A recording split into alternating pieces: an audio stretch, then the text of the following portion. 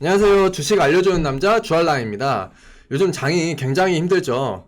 그래서 오늘 알려드리는 종목과 매수 타점으로 수익 조금이나마 챙기셔서 도움이 되셨으면 하는 바람으로 영상 제작했으니까요. 좋아요 한 번씩 부탁드립니다. 코스피와 코스닥이 고점 대비 마이너스 40%, 50% 하락이 나온 후 이제는 이 로봇 섹터로의 순환매가 돌며 신규 매수자분들에게는 기회가, 그리고 기존 보유자분들은 이 희망을 가지고 적극적으로 대응해야 할 시점이 다시 오는 것 같습니다. 그 전에 올해 로봇주 흐름을 한번 떠올려 보겠습니다. 연초부터 2월까지는 이 휴머노이드와 피지컬 AI에 대한 기대가 강하게 붙었습니다. 그 이유는 삼성전자, 현대차, LG전자와 같은 대기업들이 로봇 사업을 확대한다는 뉴스가 이어지며 시총이 큰 이 현대차 중심으로 관련 로봇 종목들이 빠르게 올랐습니다. 하지만 기대감으로 오른 것이기 때문에 높이 오른 주가가 유지되지 못하고 금방 꺾였습니다. 여기에 더해 시장 수급까지 삼성전자와 이 하이닉스에 집중이 되고, 여기에 단일 종목 ETF까지 등장하면서 시장의 관심과 수급이 반도체 대형주로 몰렸고, 그래서 로봇뿐만 아니라 코스닥 시장 전체가 흔들리면서 로봇주도 고점 대비 큰 폭으로 조정을 받았습니다. 그런데 저번 주 코스닥이 본격적으로 이 반등하기 전에 먼저 움직였고, 이번 주 코스닥 20% 반등 구간에서 78% 상승한 훨씬 강한 상대 강도를 보여준 종목이 있는데요. 바로 오늘 소개시켜드릴 SPG라는 기업입니다. 이 움직임을 통해 우리는 두 가지를 알 수 있는데요. 첫 번째로는 로봇 섹터에서 SPG로의 수급이 집중됐다는 것이 시장이 이 기업의 감속기와 액추에이터 사업의 실제 성장 가능성을 보기 시작했다는 점, 그리고 두 번째로는 SPG만 오른 것이 아닌 로봇 전체가 오르면서 이제는 시장에서 반도체 다음 주도 섹터로 로봇을 선택할 가능성이 지금 높다고 보시면 됩니다. 그래서 오늘은 SPG가 왜 로봇주의 새로운 주도주 후보로 부상했는지, 그리고 현재 투자 주의 구간인데 이 투자 주의 구간에서 신규 매수자와 기존 보유자는 어떻게 대응해야 하는지까지 말씀드리겠습니다.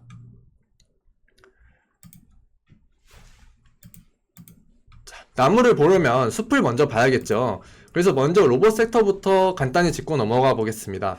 로봇주는 단순히 차트가 많이 빠졌다는 이유만으로 반등을 했을까요? 왜 시장이 로봇 섹터를 골랐는지 한번 생각을 해보면 하반기에 실제 로봇 산업 이벤트들이 집중되어 있습니다. 삼성전자가 이 대표이사 직속으로 RX 사업 추진실을 신설을 했습니다. 그래서 이제 본격적으로 삼성전자가 로봇 사업에 총력전을 건다는 뜻인데요. 삼성은 구미를 중심으로 이 로봇 생산 파일럿 라인과 데이터 팩토리를 확보한 뒤, 그리고 우선 제조 현장에서 로봇을 실증하고 가정과 리테일 사업까지 확장을 한다는 그런 방향을 제시를 했습니다. 또한 삼성만 과연 로봇을 할까요? 우리나라 대기업은 웬만한 데는 다 한다고 보시면 됩니다. LG전자도 창원 공장에 액추에이터 파일럿 생산 라인을 구축했고 로봇용 핵심 부품 사업을 키우고 있습니다. 그리고 다들 아시다시피 현대차는 보스턴 다이나믹스의 아틀라스를 실제 자동차 공장에 투입하는 계획을 추진하고 있고요. 그래서 결국 삼성, LG, 현대차가 모두 로봇을 단순한 연구개발이 아니라 실제 생산과 사업화 단계까지 가져가고 있다는 것인데요. 여기에 들어가는 돈이 천문학적일 것이고, 우리 같은 투자자들은 그러면 이 돈이 어떤 기업으로 낙수 효과를 일으킬 것인지 한번 생각을 해봐야 됩니다. 그래서 우리 사람도 그렇고 로봇이 움직이기 위해서는 관절이 필요합니다. 사람으로 치면 이 어깨, 팔꿈치, 무릎에 해당하는 부분인데요. 이 관절 안에는 모터와 감속기, 그리고 제어기 등이 들어갑니다. 그래서 모터가 힘을 만들면 감속기가 회전 속도를 낮추면서 힘과 정밀도를 높이고, 제어기가 움직임을 조절하는 구조라고 보시면 되는데요.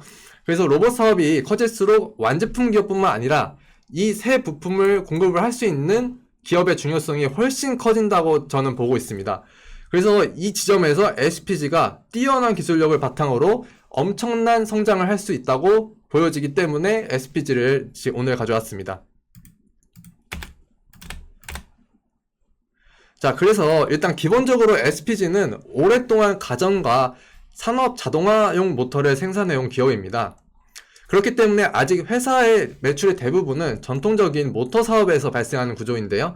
이 부분은 로봇에 왜 모터가 필요한지 생각해보면 왜 SPG가 로봇주로 시장에서 평가받는지 아실 수 있습니다. 로봇이 실제로 스스로 팔을 움직이거나 관절을 구부리거나 아니면 바퀴를 굴려야 하죠. 그래서 이때 들어가는 이 전기 에너지를 실제 움직임으로 바꿔주는 이 부품이 바로 모터입니다. 사람의 몸으로 비교하면 어디랑 비슷할까요? 한번 생각을 해보시죠. 그래서 네, 맞습니다. 모터는 바로 근육과 비슷한데요. 로봇 팔을 들어 올리고 물건을 옮기고 관절을 회전시키는 이 힘이 바로 이 모터에서 나온다는 것이죠. 그런데 이 모터에는 한 가지 문제가 있습니다. 우리가 모터를 떠올리게 되면 일반적으로 생각하게 되는 이미지는 이 빠르게 회전하는 그런 모터를 떠올리게 되는데요. 그래서 모터는 이 회전하는 데는 유리하지만 무거운 물건을 천천히 들어서 정확하게 움직이는 데는 그대로 사용하기가 어렵습니다. 근데 로봇은 무조건 빠르게 움직이는 것만이 중요한 게 아니라 무거운 물체를 들어 올리면서도 여기에 정확한 위치에서 정확하게 멈춰야겠죠. 그래서 모터의 이 빠른 회전 속도를 낮추고, 그래서 이 낮춘 회전 속도를 힘을 키워주는 장치가 필요합니다. 그래서 이 역할을 하는 부품이 바로 감속기라고 보시면 되고요. 그래서 이 토크와 속도의 관계에 대해서 잠깐 간단하게 방정식을 이용해서 설명을 드리자면, 모터의 출력은 토크의 회전 속도로 계산을 합니다. 그래서 모터의 출력이 만약에 같다고 가정을 한다면 회전 속도를 낮출수록 토크, 즉 회전시키는 힘이 올라가겠죠. 그래서 우리가 자전거를 탈 때 기어를 낮추게 되면 속도는 느려지지만 오르막길을 더 쉽게 올라갈 수 있는 것과 비슷한 원리라고 보시면 됩니다.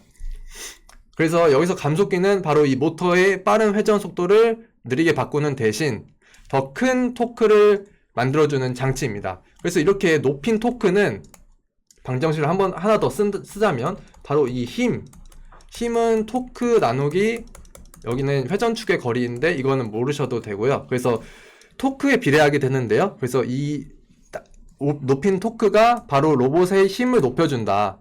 그래서 이렇게 이해하시면 됩니다. 그래서 같은 크기의 로봇 관절이라면 토크가 클수록 더 무거운 물체를 들어 올릴 수 있기 때문에 결국 감속기는 모터의 빠른 속도를 로봇이 필요로 하는 강한 힘과 정밀한 움직임으로 바꿔주는 부품으로 보시면 됩니다. 또 단순히 힘만 키워주면 안 되겠죠. 로봇은 정밀함이 또 생명이니까요. 그래서 모터가 여러 번 회전하더라도 로봇 관절은 조금씩 정밀하게 움직이도록 만들어줍니다. 그래서 결국 모터가 로봇의 근육이라면 감속기는 그 힘을 상황에 맞게 분배를 하는, 조절하고 분배하는 관절이라고 생각을 하시면 됩니다. 그래서 로봇의 움직임이 얼마나 강하고 정밀한지는 이 모터와 감속기의 성능에 크게 좌우된다고 볼 수 있는데요. 그래서 SPG가 이 로봇의 대장주로 평가받는 이유가 여기에 있습니다. 기존 이 모터 사업에서 오랫동안 쌓아온 정밀 구동 기술을 바탕으로 이 로봇용 정밀 감속기 시장에 진출을 했기 때문입니다. 그래서 SPG는 이 하모닉, 사이클로이드, 유선 가속기 등 감속기 등 이 세 가지 정밀 감속기 라인업을 모두 갖추고 있기 때문에 고객사가 만드는 로봇의 형태와 용도에 따라 여러 종류의 감속기를 공급할 수 있다는 점이 이 엄청난 경쟁력이자 기술력을 인정받았다고 보시면 됩니다. 여기에 모터와 감속기를 결합한 로봇용 액추에이터 사업도 되게 중요하게 보시면 되는데요. 액추에이터는 모터와 감속기, 제어 정밀 부품 등을 하나로 묶어 실제 이 로봇 관절을 움직이게 하는 이 구동 장치라고 보시면 됩니다. 그래서 로봇 한 대에는 여러 개의 관절이 들어가고 이 관절마다 액추에이터가 필요하게 됩니다. 그래서 로봇 팔에 관절이 6개라면 최소 6개의 구동 장치가 필요하게 되는 거죠. 그래서 휴머노이드처럼 관절이 많은 로봇은 이 한 대에 이 수십 개의 모터와 감속기가 들어갈 수 있기 때문에 결국 이 휴머노이드 시장이 커질수록 모터, 감속기, 액추에이터를 공급하는 부품 기업의 매출은 기하급수적으로 커질 수 있는 그런 미래를 지금 그리고 있다고 보시면 됩니다. 그래서 이 기존 범용 모터는 경쟁이 치열해서 수익성이 상대적으로 낮았던 반면 이 로봇에 들어가는 정밀 감속기와 로봇용 액추에이터는 높은 기술력과 정밀한 가공 능력이 필요하기 때문에 부가가치가 훨씬 높습니다. 그래서 지금까지도 말씀드렸다시피 시장이 SPG를 단순한 가정용 모터 기업이 아니라 로봇의 움직임을 담당하는 핵심 부품 기업으로 다시 평가하는 이유라고 봐주시면 좋을 것 같습니다. 이제는 SPG의 모멘텀에 대해 더 자세히 말씀드리도록 하겠습니다. SPG의 첫 번째 모멘텀은 바로 이 레인보우 로보틱스입니다. 레인보우 로보틱스의 양팔 로봇과 협동 로봇에 들어가는 감속기를 이 SPG가 공급을 하고 있습니다. 삼성전자가 실제 제조 현장에 로봇을 투입하는 것은 시기가 언제일지는 몰라도 확정된 미래죠. 여기서 레인보우 로보틱스가 삼성전자의 로봇 하드웨어 개발과 통합을 담당하는 핵심 기업으로 성장을 하고 있기 때문에 주요 부품사로서 SPG는 그 아래에서 충분히 큰 수혜를 받을 수 있을 거라 지금 보고 있습니다. 그리고 두 번째로는 SPG 주가가 최근 강하게 움직인 가장 직접적인 이유는 액추에이터라는 부품입니다.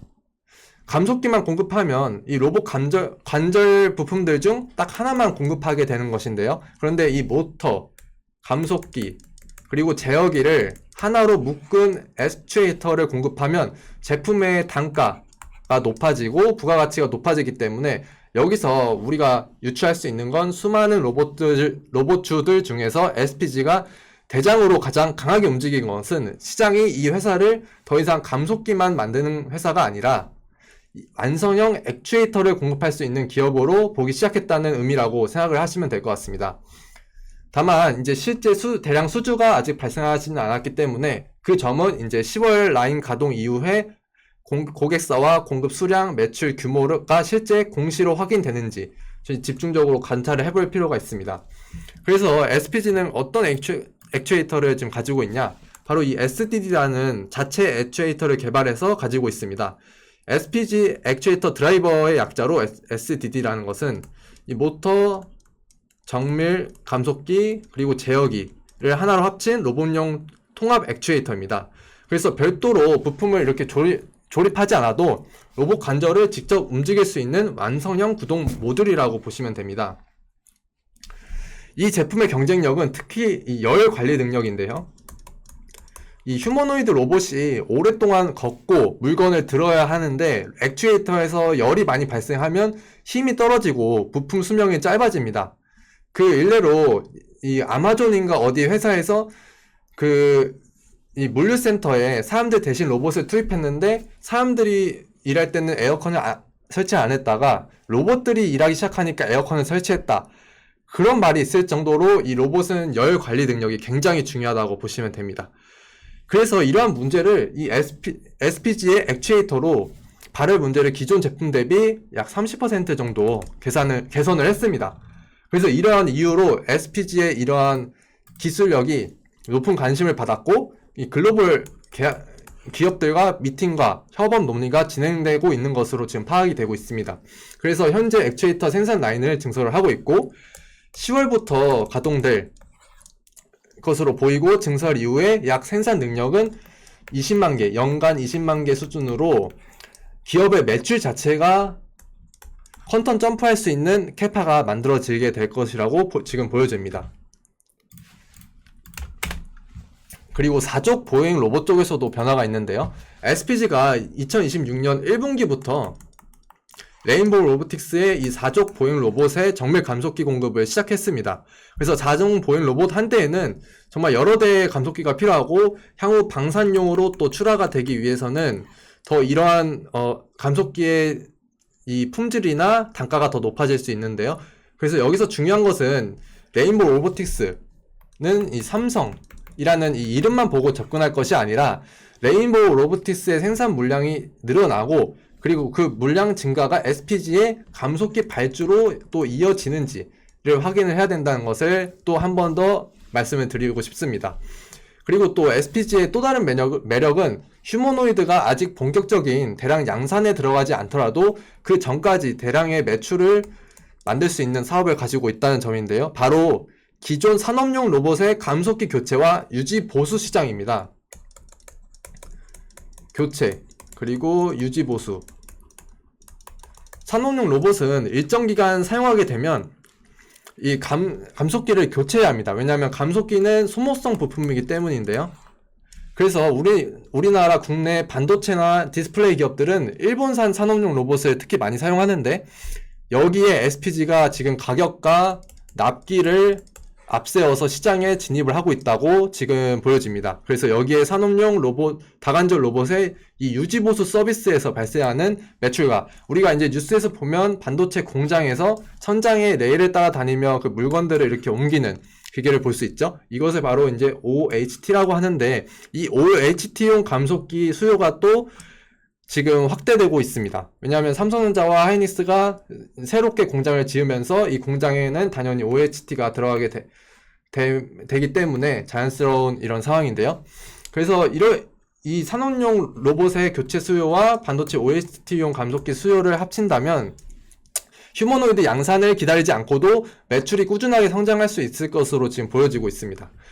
여기에 방산도 또 추가 모멘텀인데요. 사족 보행 로봇과 이 무인 전투 체계가 일반 협동 로봇보다 외부 충격에 강한 부품이 필요로 하고, 그래서 이 SPG의 사이클로이드 감속기가 이 방산용 감속기 공급 이력도 갖고 있고, 그래서 이 삼성과 레인보우 로보틱스라는 휴머노이드 기업뿐만 아니라 여기에 방산과 산업용 로봇 교체까지 이렇게 동시에 다방면으로 수혜를 받을 수 있는 기업이라고 보시면 될 것 같습니다.